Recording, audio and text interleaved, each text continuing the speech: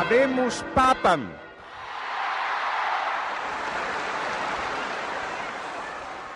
Sancte Romane Ecclesiae Cardinalem Ratzinger. It was an outcome that many had predicted. The German Cardinal Joseph Ratzinger elected in just 2 days to become the 265th Pope. Pope Benedict XVI described himself as a simple worker in the vineyard of the Lord. Joseph Aloysius Ratzinger was born in 1927 in a picturesque village in southern Germany. But his rural, profoundly Catholic upbringing would be dominated by wider political events. Just 6 when the National Socialists swept to power, Ratzinger was forced to join the Hitler Youth. He spent some of World War II in an anti-aircraft unit before deserting as Germany collapsed. After the war, the bookish Ratzinger committed his life to the church, studying philosophy and theology in Munich.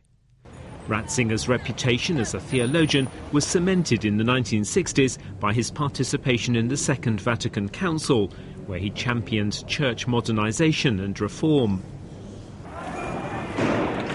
But the violent protests which swept Europe in 1968 appalled Ratzinger, causing him to reject theological liberalism.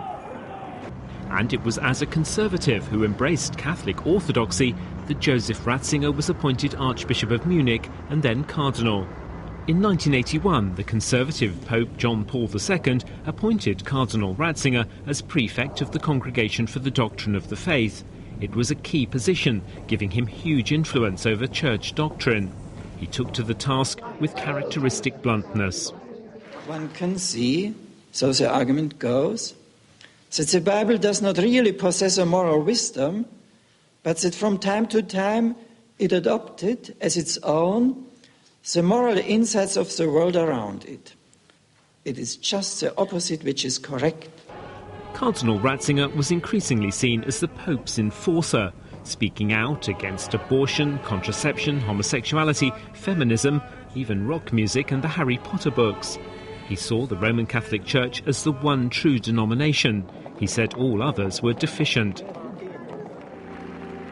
When John Paul died in April 2005, it was Joseph Ratzinger, as senior cardinal, who presided over the funeral. His homily, based on Jesus' instruction, "Follow me," proved appropriate. After just 4 ballots, white smoke from the Sistine Chapel announced Cardinal Ratzinger's election as Pope. At 78 and with a history of ill health, he was the oldest man for 275 years to lead the world's 1.1 billion Catholics. Diffident, almost shy, the new Pope lacked John Paul's vast charm and charisma.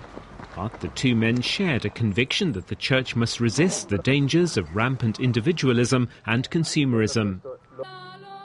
Pope Benedict XVI was a transitional pope, but he maintained traditional Roman Catholic teaching on sexuality, priestly celibacy and the ordination of women in the face of pressure for reform in secular societies.